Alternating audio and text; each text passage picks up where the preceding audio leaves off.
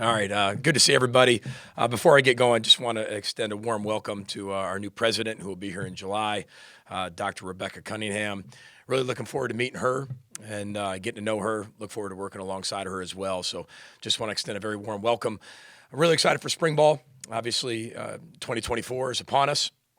Love what our players have done in January and February. We'll talk about that.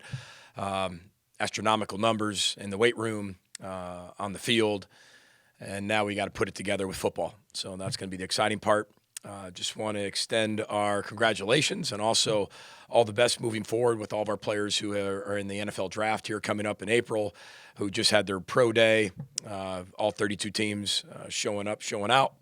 And it was really good to have everybody here. So it's fun to watch as a coach, watch a player come in and say they want to do something on the field and off the field, and then especially on the field, go accomplish those dreams. Comes full circle. So just want to extend congratulations to all of them as well. I'm sure you have a lot of questions and a lot of different topics, so we'll just stop there as the opening comments and get to the questions. BJ, could you take us through the UCLA Interest and what decided you to stay here, and what does the amended contract do for you in the program? Well, I just love being at Minnesota. I don't know if there's much to say after that. I just love being here. I've told you that before. We built a life here, not just make a living being a football coach. We're embedded in the community. We love this place. We love the city. We love the university. It's been really good to us. I think cultural sustainability is really important for success, especially in 2024 and the way college football is changing. I think it's really important for the development of programs and success of programs. And, just love being at Minnesota. PJ, speaking of UCLA, the Gophers go back to the Rose Bowl first time in 62 years, and I know a lot I told you we'd go to the Rose Bowl, guys. I know a lot of fans are. Thought I was lying. Yeah, a lot of fans are interested in that game. They're already making plans, commitments to go to the game. Can you talk a little bit about what that game might mean to you and some of your thoughts about the excitement of it? I'm just excited about the new Big Ten and the 4 teams we've added. I think there's going to be a lot of excitement around where we're heading, where we're going. I think that's for the fans to be really excited about. I really believe that. Our focus will be, as we get closer, be on North Carolina. I mean, it really will. I mean, we're going to take it one game at a time. Everybody else can talk about that, be excited for that, get their tickets for that. We'll be there. We're excited about having that opportunity. But I'm being truthful about this. We're focused on being better today. We got a lot of work to do. We got a lot of things to be able to get better at from last year. This is a whole new year, a whole new team. We got to keep getting better. Obviously, it's really exciting. There's going to be a lot of people who maybe the last trip over to the Rose Bowl into that stadium was when the Gophers played in it, which was a long time ago. But I think that'll come full circle for a lot of families. I think there's so much tradition here, and there's so many traditional families who have been Gophers and legacy players and legacy people and legacy student athletes and just students that have come through here that I think that'll be really big for us. But we've got a lot of other things to get better at and develop before we start thinking about that game. But the expansion of the Big Ten, I think you can see that, the excitement of it. I'm just excited to see what the new Big Ten commercial looks like. My favorite commercial on the Big Ten Network is where all the, the spoon and the cherry pop up. And, for us and everybody has, our ice skating rink. And it's going to be interesting when that commercial gets dropped and what it looks like from west to east. That's probably, my wife, Heather and I said that the other day, that we're excited to see what that commercial looks like. So. What was it about Corey Heatherman that made you believe he's the best person to lead this defense? Yeah, I think you just start which type of person he is, a man of character. Him and his wife, Julie, starting their own family here in the next month, somewhere around there. We're excited for them, but it's the consistency of the system, the familiarity with the system. He's really intelligent. You talk to so many people around the profession. They talk about how smart he is, how engaged he is, and he's a football guy. Players love to play for him. It all kept coming back to intelligent, smart, and familiarity with what we do and how we do it. And I think, every coordinator is going to come in here and make it their own. So there's going to be pieces of it that are different. But we do believe in what we believe in here defensively. And Corey's going to be an extension of that. He's going to make it his own. I'm really excited about our defensive staff, where we are with that, the development they've shown, and the connection they've shown as a defensive staff. Really the transition was very smooth, and that's a credit to all those guys on defense, including Corey, because Corey didn't bring anybody else with him. It was Corey. And sometimes I think a coordinator's a little hesitant to do that. but the transition's been so good, and you got to give him a lot of credit for that. And we're excited about that. He's been a coordinator in multiple stops before, had a ton of success, and we look forward to him doing that here as well at Minnesota. What are some of the core philosophies that you and Bob Ligashevsky have for the special teams units? Yeah, I mean, this is the first time we've actually had to change special teams in my 12 years, really, of being a head football coach. Bob has a track record of having success everywhere he's been, NFL, college, has a ton of experience, has done a lot of things a lot of different ways. And I think that's what I was looking for in the hire with Bob. Bob and I worked together with the Tampa Bay Buccaneers. His energy is incredible. It's infectious. I mean, I'm not going to tell you his age, but he's older than me, runs every single morning. You know, we all have our own unique family lives, and we make things work, and he has one. I don't think there's a better man in the coaching profession than him. We used to go to dinner every Saturday night together in the NFL stops and just talk. That's how we got to know each other, and really just stayed in contact over the years. Ton of respect for what he does and how he does it. But again, he's open to a lot of different things, but also we get to be able to create things maybe we haven't created here and emphasize things we haven't emphasized because of that change and his open-mindedness and his experience that he brings to the Gopher family here. What has Max Brosberg shown you since he's been on campus? Well, first of all, I think you start with the intangibles. I mean, they're through the roof. If you look at the quarterbacks we've had a lot of success with, whether Western Michigan or Minnesota, the intangibles go through the roof. And that's the first thing that you see when you meet him. I think any successful quarterback has to have that piece. That can't be all of it because you got to have some skill and some talent and all that other stuff. But the intangible, you feel like he's already been here for 30 years. I've never seen a person walk into a situation, maybe probably more uncomfortable of a situation because you're the new guy, and connect as many people as quickly as he has. You're talking about a guy who, you know, most people spring break, you hear Panama City, you hear, you know, Miami, you hear all these things. Nope, he took a bunch of players back with him and they worked out during spring break. You know, that's leadership. He's on a mission. He knows what he wants. Him even coming here, getting all of his goals and objectives of what he wanted out of looking for a program. I think this place fit, not just Minnesota, our coaching staff and our culture, but the situation he was walking into. We talked about how we needed a quarterback to walk in here and connect the entire football team. And that was going to be a tall task for anybody. But you can tell in 2.5 short months, this team is completely connected to him, has leaned on him, and has looked to him for guidance. And that's a credit to our players, but also credit to him that he's been able to do that in such a short amount of time. And it's real, it's authentic. He's a special young man. And we look forward to him actually throwing some footballs here coming up. Because I haven't had a chance to really see that except for Pro Day. I got to see that.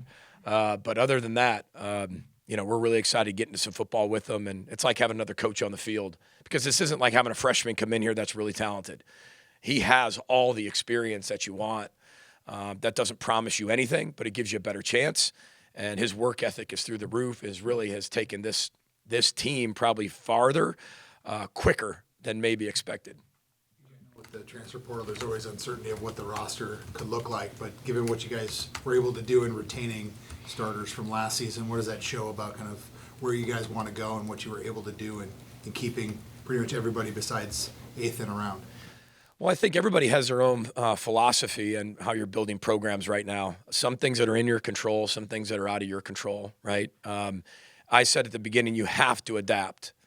If you don't adapt, I mean, you're going to die on the vine. I'm not saying we've made wholesale changes of what we believe, because we haven't. We've adapted. We don't change our core philosophy and what we believe in, how we build and connect teams. But when you look back at it, I think it's 15 of the 16 starters are back, and we lost one starter. But other than that, 15 of them decided to stay. I'm sure they could all make more money. I don't think that's a secret. But I am really, really thankful and proud of Dinkytown athletes, our fans, our administration, of really investing into our players. Is there always going to be a bigger house? Yes. Is there always going to be somebody who's going to make more money? Yes. Is there always going to be a faster car? Yes. Is there always going to be that? Absolutely. But I think with what we do and how we do it, it fits our culture and what we do within our program of connecting a football team. Every single scholarship athlete, I can say that, makes NIL money. And I'm a firm believer in connecting the entire football team. Now, like anything, as you continue to go through, people have abilities to make more, I'm sure. So, but it's one of those things that we take a lot of pride in connecting our team. I'm proud of the people who put the work forward every single day to go out and raise money for our student athletes. And I give our student athletes a lot of credit. There's a lot of choices out there. There's a lot of things to value. And I think the people here, I'm not saying we're perfect, and I'm not saying it's the only way to do something, but I do think the majority of the people here, not that money's not important, it's a tool, but that's not the number one thing they value. It's a tool for them to be able to continue to do more of what they do. And a lot of our guys give their money away. They connect people with it, which is what you want out of a football team. So I think it says a lot about the cultural sustainability, the familiarity with it, the administration, Dinkytown athletes, our players, their commitment to each other, and their maturity. And it goes back to Norris Wilson, too, in our Gopher for Life program. The education of our finance classes, our money classes that we're taking with our players to help them be able to do really smart things with their money. You talk about adapting kind of from year to year. How much do you have to do that when you have assistants leave and have work in new coordinators? Do you find yourself managing a lot of that in an off season when you got some new, new staff? Well, I think change is always needed. I think, we've said that multiple times. I think every year brings new excitement because there is change, whether it's players, whether it's coaching staff, systems. There's just new ways of doing it. And every year you're learning from your experiences. I mean, this is our 12th year being, a head coach. So for us, we've learned a ton. And last year taught us a ton. And so how are we going to apply that to this year? How are we going to be able to accelerate and make the things we did really well better? And how are we going to do the things we didn't necessarily do well better? And we have a really hungry group as a staff and as players, where maybe people aren't going to put us, where that maybe we feel like we could be, but we don't listen to that outside piece. We just keep the internal voice really loud. And the systematic piece, which is having the new staff here. I mean, that's the exciting piece. There are going to be things that are different. And as a coach, you start to realize as you go, we're going to have to do this to have success, whether it's a new league, whether it's with this football team. That's the whole adaptation process. And you better be open-minded and willing to do that.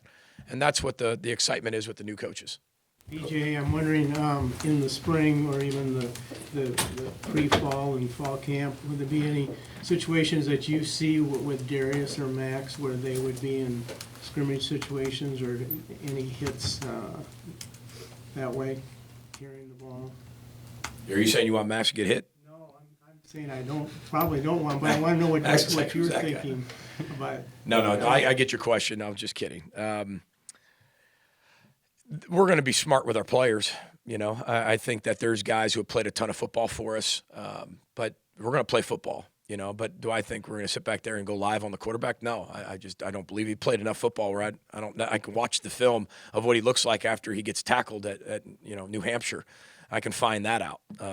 But we're going to do what we normally do. We never really go live on the quarterback. The only time we've done that is when I haven't known what the quarterbacks can do, and then we've done that a little bit. In terms of Darius, I think we have a pretty deep running back room, which we spend a lot of time in the offseason developing, whether it's by young players or transfers or guys that we're continually develop on a daily basis. But we're going to play football. That's the thing. We're going to play football. I mean, there's the NCAA limits how much you can do and how many times you can hit. I think we're always under those numbers. You get 15 practices. We're usually not even at 15 practices by the time we get done with spring anyway. We're going to do what this team needs for us to be able to have success in the fall, because right now you're setting up your position to win the job in fall camp. There are no jobs that are won in the spring. There aren't, and I tell our team that all the time.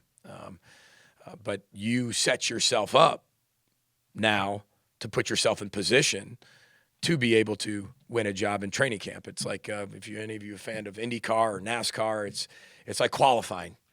I mean, you have to qualify to put yourself in a pole position or where you're going to start. That's the same thing. This is that type of analogy in spring of this is the qualifying event of 15 or less practices to put yourself in the best position to start in the fall. What went into the decision to not have a public spring game this Yeah, year? great question. A lot of things. Take your pick. First of all, over the last few years, you can tell since I don't think we've had a normal spring game where we announced it and here we go. It's going to happen on this time and date since 2017. I think that was the last time. So we're talking 7 years ago. Was on schedule, on point, exactly what we said we wanted. And there's a lot of factors, whether that was COVID or whether that was, snow or something like that, that moved the game. So that was one factor. Two, I want to keep things inside the best I possibly can keep things inside. With the way college football is changing, we're going to have plenty of scrimmages and what we do and what we're allowed to do inside our walls. And then being able to have our fans be able to understand the changing of college football, the changing of college athletics. I think we have a Dinkytown athlete practice that will be open to Dinkytown members, which I want our fans and urge our fans to be a part of Dinkytown athletes, which is going to give you a chance to be part of more things that we do. As college football changes, we have to continue to adapt as a university as well to fit that change. And just like some of you have exclusive members and you have different things you can only look at when it's this or that, it's the same thing. We want to be able to urge and create more people being a part of Dinkytown athletes the best we possibly can. And then also open practice for our fans as well. So there was a lot of different factors that went into it. But again, it was the benefit. It was strictly to benefit our football program. Period. This wasn't some type of selfish decision on some other end. This is looking at all the things we've gone through the last 7 years. What's best for this football team with the ever-changing landscape of college football.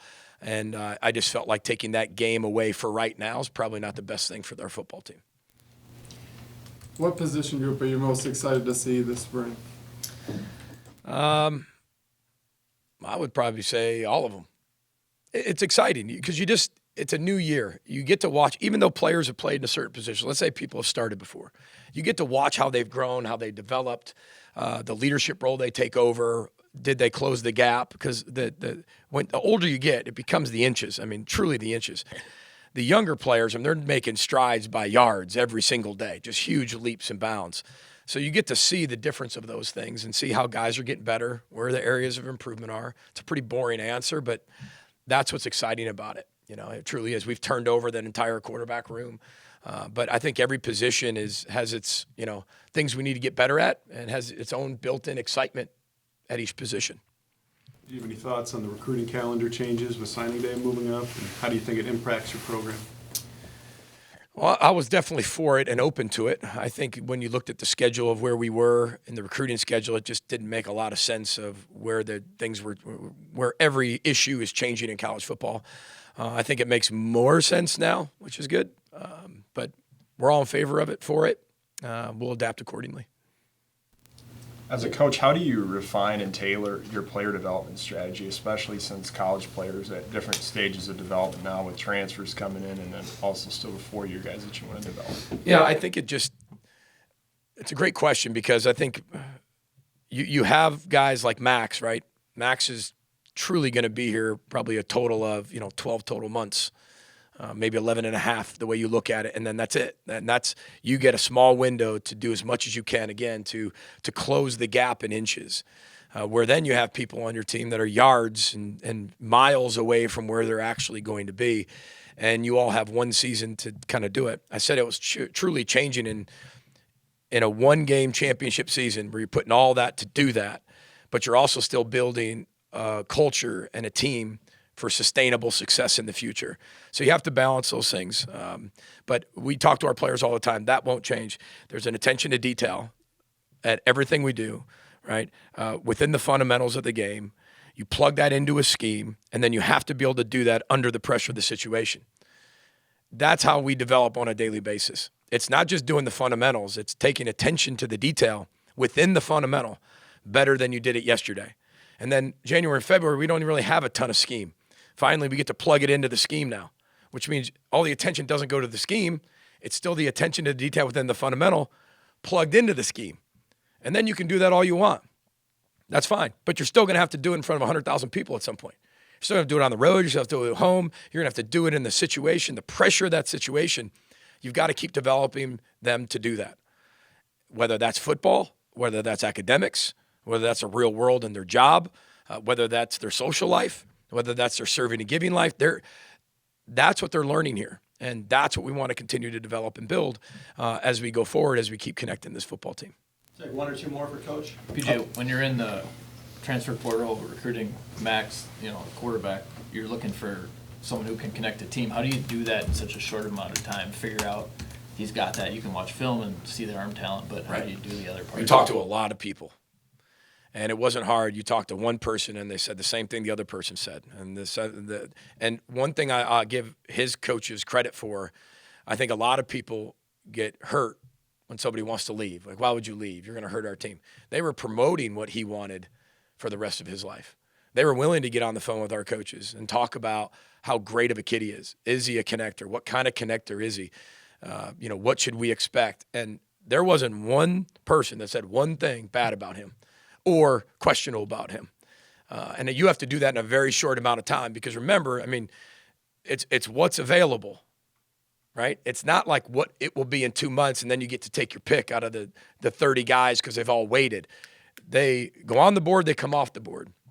We knew what we were looking for. Marcus Henderson does a great job inside our walls, our director of player personnel, a tremendous job of evaluation. Coach Harbaugh does a really good job of being proactive. And it just seemed to be a great fit. Just because it was going to be a great fit doesn't mean we were going to get him because a lot of people would think he's going to be a great fit. But then it came down to his family, his parents, what they've done to raise him, what they value, and a person of his caliber of what he was doing and what he wanted, it fit exactly what we were looking for. And I'm sure, whether you talk about any transfer, they can always make this, they could make that, but if they truly value what they say they value, and again, everybody values something different, nothing right or wrong about it. But if those values align, you can get yourself into some really good situations. And he's very mature. You're going to see that talking to him. He knows what he wants on the field, off the field, but he's inquisitive enough to continue to learn and grow and curious constantly. Constantly. People, you could think of any adjective to describe him, but the curious piece, he's constantly curious about what he can do better. And then why are we doing that? Like he's a gym rat. And I think that fit exactly what we were looking for to help make our entire team that. Because if this team can be a connected team and it can compete with each other and learn true competition and be consistent with that, this team can be a really good football team. And I think that's what we're going to look for as we continue to build into the spring. Is there a Finish with Andy, go ahead. Is there a slogan or catchphrase this spring on what you feel like is important for this team to have, the poison kind of thing? Yeah, I think you'll be around. You'll see certain things. I'm sure you'll ask me some questions. But I just kind of hit it. We've talked competition since day one with this football team. We've talked about being a really smart football team in situational football, situational life, what life brings to us. That smart word is going to be really important as we continue to build our offense, defense, and special teams. And then the connection of this football team. You'll see some things. I'm sure you'll ask some. There's definitely, to answer your question, yes, but I'm sure that's for another day. We'll spend those days talking about those things.